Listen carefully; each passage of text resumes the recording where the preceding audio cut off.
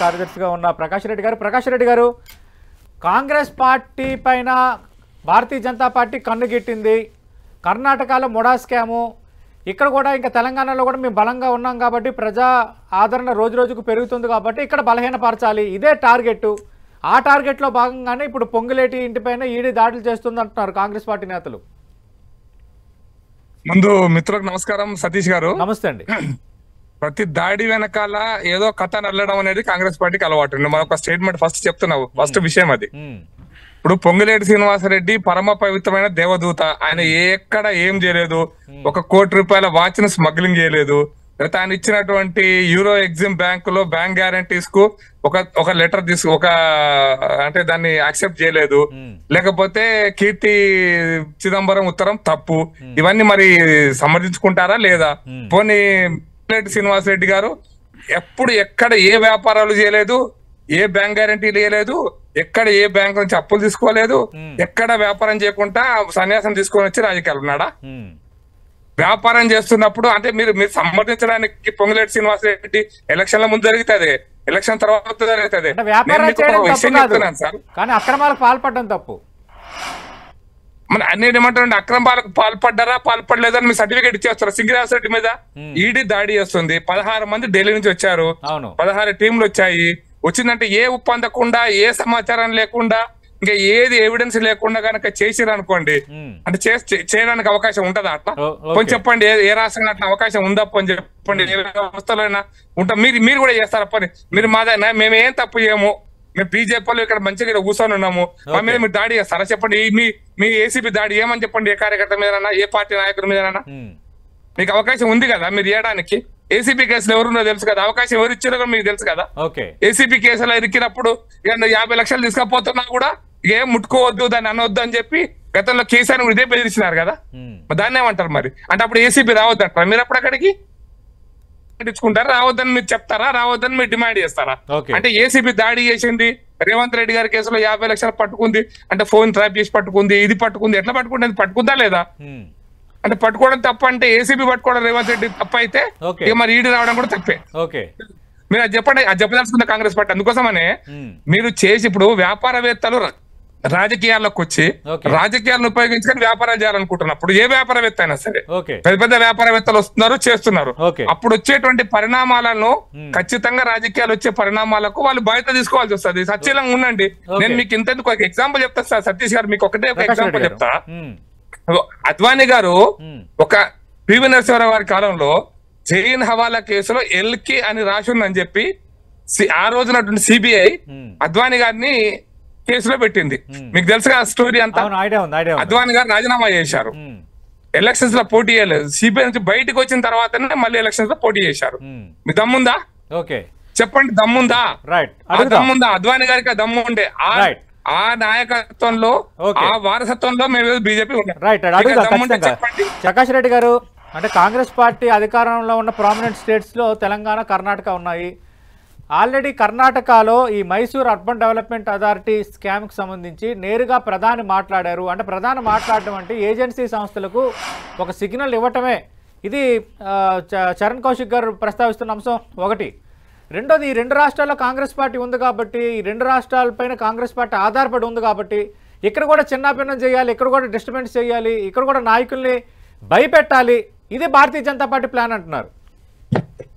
ఇప్పుడు నేను ఒక విషయం చెప్పదలుచుకున్నాను సార్. ఇప్పుడు వారి పేర్లు చెప్పారు: TG Venkatesh, CM Ramesh, Sujana Chowdary, Kavuri Sambasivarao. Hello, మాట్లాడండి. అసలు కావూరి సాంబశివరావు. ఇంకొక పేర్లు చెప్పాడు, అశోక్ చౌహాన్. ఎవరి మీదనైనా కేసు ఎత్తేసారా? ముందు చెప్పండి. ఎవరి మీదనైనా సరే. ఒకటి. నెంబర్ 1.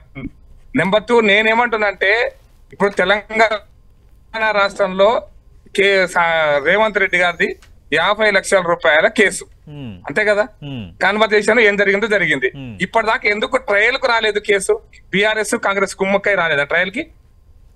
9 సంవత్సరాలు గడిచిపోయిన సతీష్ గారు, ఇప్పటికి ట్రయల్ కే రాలేదు. ఇప్పుడు ఇంకా ACB court, high court, supreme court ఇక పోయేసరికి ఇంకో 20 ఏళ్ళు, ఇంతే కదా? అంటే ఒక కోర్టులో ఉన్నటువంటి కేసులను మాఫీ చేశారు, కేసులో ఉన్న కోర్టులో ఉన్న కేసును రద్దు చేశారు. జగన్మోహన్ రెడ్డి కేసులు ఎవరు రద్దు చేశారు? మరి ఎవరు మేము రద్దు చేశామా? రద్దు అయిపోయింది. అప్పుడు జగన్మోహన్ రెడ్డి కేసులు ఏమన్నా చెప్పండి పోని. అయితే అంతేందుకు పివి నరసింహారావు గారి మీద కేసులు పెట్టింది మేమా? పివి నరసింహారావు ప్రధానమంత్రిగా కటకటాలో వెనుకబెట్టినట్టు దేవేగౌడ గారు వారి కాంగ్రెస్ మద్దతు ఉన్నటువంటి ప్రభుత్వమే కదా, ఫ్రంట్ ప్రభుత్వం కదా. మరి ఎవరు పెట్టారు, ఎట్లా పెట్టారు? అంతేందుకంటే నేను ఎందుకు చెప్తున్నా అంటే ఇవన్నీ కూడా దర్యాప్తు సంస్థలు మరి గతంలో కూడా కాంగ్రెస్ పాలనలో దర్యాప్తు సంస్థలు కూడా నేను ఎందుకు ఈ చర్చ మొత్తం ఎందుకు వస్తుందంటే మీరు అధికారంలో ఉన్న 50 సంవత్సరాలు ఏం చేశారో అది ఇప్పుడున్న ప్రభుత్వం చేస్తుందనే భ్రమలలో వాళ్ళు ఉన్నారు. ఎందుకంటే వాళ్ళు చేశారు కదా, అలవాటు అయిపోయిన పని కదా, అలవాటు ఇప్పుడు జరుగుతుంది కూడా అదే అనేటువంటి భ్రమలలో వాళ్ళు ఉన్నారు కాబట్టి ఇటువంటి వస్తుంది. పక్కా చెప్తున్నాను, ఏ ఒక్కరిని కూడా అది బీజేపీయా కాంగ్రెసా దేశాన్ని విడిచి పారిపోయినారన్నారు. సంతోషకరం, చాలా అద్భుతమైన మాట. కానీ అప్పిచ్చింది మాత్రం మేము, పోనీకి మాత్రం అలవ చేసింది వీళ్ళు. విజయ మల్య కేసు అదే కదండి. మీరు అప్పిచ్చే మీ కాలంలో అప్పులు ఎవరు ఇచ్చారు, దొంగలకు ఎవరు అప్పిచ్చారు, నిరవమడి మీరు ఏ ఒక్క పేరైనది అంటే 2014 తర్వాత అప్పు తీసుకొని ఎగ్గొట్టిపోయిన వాళ్ళు ఎవరు? 2014 కంటే అప్పు ఏ డాక్యుమెంట్ లేకుండా అప్పిచ్చింది ఎవరికి? ఈ దొంగతనంలో భాగస్వామి ఎవరు? పంచుకొని మీరు ఇచ్చుకొని కాంగ్రెస్ పార్టీ ఇచ్చుకొని ఈ రోజు వాళ్ళు పారిపోతాడు విషయం అనేటువంటి మాట మాట్లాడడం అనేటువంటిది నవ్వుకుంటున్నారు ప్రజలను మాత్రం నేను అనుకుంటున్నా. అని అంటున్నా కూడా అది సీరియస్ గానే. కాబట్టి ఈ కేసులు ఎవ్వరి మీద కూడా రెండో విషయం, వీళ్ళెవరికైనా ఆర్డర్ కాంట్రాక్ట్లు ఇచ్చారు, వీళ్ళకి ఎవరికైనా అది చేశారు. ఇప్పుడు నేను ఒక చిన్న మంచి ఎగ్జాంపుల్ నేను సతీష్ గారు 18,000 కోట్ల రూపాయల స్కామ్ రాజగోపాల్ రెడ్డి కాంట్రాక్ట్ ఇచ్చింది బీజేపీ ప్రభుత్వం, మోడీ ప్రభుత్వం అని ఆరోపణ చేశారు. మరి ఇప్పుడు కాంగ్రెస్ పార్టీ కేసీఆర్ దీంట్లోకి రాగానే రాజగోపాల్ రెడ్డి గారు కాంగ్రెస్ పార్టీకి రాగానే మరి సచివుడు అయిపోయింది. అడుగుతా నేను ఏంది ఇప్పుడు 18,000 కోట్లు కాంట్రాక్ట్ క్యాన్సిల్ అయిందా? పోనీ నేను అదే అడుగుతున్నాను. యాక్చువల్ గా ఎన్నికల సమయంలో కూడా అటు సోదాలు నిర్వహించారు పొంగులేటి నివాసంలో. అంటే పొంగులేటి శ్రీనివాసరెడ్డి కొంచెం ఇంపాక్ట్ ఉన్న నేత, అటు ఫైనాన్షియల్గా బలమైన నేత. ఆయన భారతీయ జనతా పార్టీకి రప్పించే ప్రయత్నం గతంలో జరిగింది. ఆయన ససేమేర అన్నారు కాబట్టి అప్పట్లో సోదాలు జరిగాయన్న కొన్ని ఆరోపణలు వచ్చాయి. కాంగ్రెస్ పార్టీ మిగతా పార్టీలు దాన్ని ప్రస్తావించాయి. అంటే ఇప్పుడు కూడా అలాంటి రాజకీయ లక్ష్యం ఉందన్నది కాంగ్రెస్ పార్టీలో కొందరు అనుమానం. సతీష్ గారు, శ్రీనివాసరెడ్డి మా పార్టీలోకి ఇప్పుడు వస్తాడని రావాలని ఎవరు కోరుకోవట్లేదు. ఎందుకంటే ఇప్పుడు ఎలక్షన్స్ అయిపోయినాయి, ఆయన మంత్రివర్గంలో ఉన్నాడు. అవును, రాష్ట్రంలో కాంగ్రెస్ పార్టీ అధికారంలో ఉంది. కాబట్టి శ్రీనివాసరెడ్డి వస్తాడనే భ్రమలలో ఎవరు ఉంటే అది భ్రమ మాత్రమే తప్ప కళ మాత్రమే తప్ప ఎవరు రాజకీయంగా గింత కొంచెం పరిజ్ఞానం ఎవరు అట్లా ఊహించారు ఆలోచించారు. ఇప్పుడు డిస్టర్బ్ చేయడం అంటారా? మీరు డిస్టర్బ్ చేయడం అంటారా? డిస్టర్బ్ చేయడాన్ని ఇప్పుడు మీరు డిస్టర్బ్ చేయడం అనుకుంటే అది మీ ఇంటర్నల్ విషయం. అది దమ్ముండి పోరాటం చేస్తే మేము పోరాటం చేస్తలేమా? మేము మర్డర్ కేసులు పెడితే పోరాటం చేస్తలేమా? నిన్నాక మన ఉస్మానియా సీట్ లో కేసులు పెడితే పోరాటం చేస్తలేమా? కాబట్టి కేసుల కోసం పోరాటం చేయగలిగే దమ్ము రాజకీయ పార్టీకి ఉండాలి. మేము కూడా ప్రతిపక్షాలు పనిచేసినాం సార్. మేము 50 సంవత్సరాల కాలం పాటు ప్రతిపక్షాలు ఉన్నాం కదా, పోరాటం చేసినాం కదా, దమ్ముండి కొట్లాడినాం కదా. చీలిపోయినామా? అంటే చీలిపోదా? మరి చీలగొట్టే కూడా దమ్ముండి నిలబడి 50 సంవత్సరాల తర్వాత కదా మేము అధికారంలోకి వచ్చింది. మరి రాలే కదా అధికారంలోకి, మరి దాన్ని ఎక్కువ చూస్తారు. రైట్ చరణ్ ప్రకాష్ రెడ్డి గారు, సరే వాళ్ళు ఎవరిపైన కేసులు ఎత్తేసారని మీరు అడుగుతున్నారు ఇందాకలా చరణ్ కౌశిక్ గారు ప్రస్తావించిన పేర్ల పైన. కానీ ఆ కేసుల పురోగతి ఏంటి?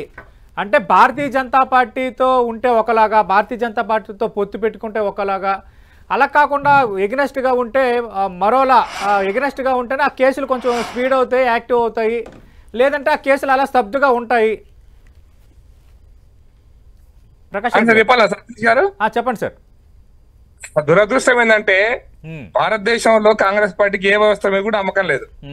నిన్నగాక మొన్న ఒక వారం రోజుల కింద సుప్రీంకోర్టులో జడ్జిమెంట్ ఇచ్చింది జగదీశ్వర్ రెడ్డి గారి కేసులో. అవును, రేవంత్ రెడ్డి గారి ఏసీబీ కేసులో ఆయన ఇక్కడి నుంచి ట్రాన్స్ఫర్ చేయాలని రాజకీయంగా ఉపయోగించుకునే అవకాశం ఉంది, రాజకీయ ఒత్తిడి తెచ్చే అవకాశం ఉంది అని చెప్పి జగదీశ్వర్ రెడ్డి గారు సుప్రీంకోర్టులో కేసు వేశారు. ఈ కేసును తెలంగాణ హైకోర్టు కాకుండా బయట విచారించాలి, తెలంగాణ ఏసీబీ కాకుండా.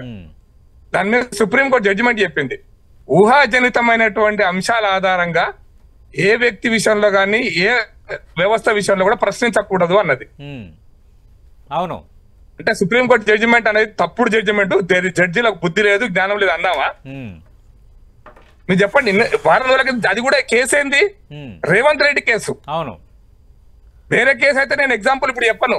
రేవంత్ రెడ్డి కేసులో ఈ జడ్జిమెంట్ ను కాంగ్రెస్ వాళ్ళకు స్ఫూర్తి కాకుంటే వాళ్లకు రాజ్యాంగం పుస్తకం పట్టుకొని తిరగడం కాదు రోజు రాహుల్ గాంధీకి రాజ్యాంగం మీద నమ్మకం ఉంటే, న్యాయ వ్యవస్థ మీద నమ్మకం ఉంటే జడ్జిమెంట్ సుప్రీంకోర్టును తప్పుపట్టడం లేదు.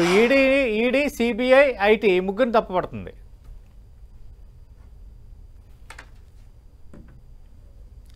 ప్రకాష్ రెడ్డి గారు మ్యూట్ లో ఉంది.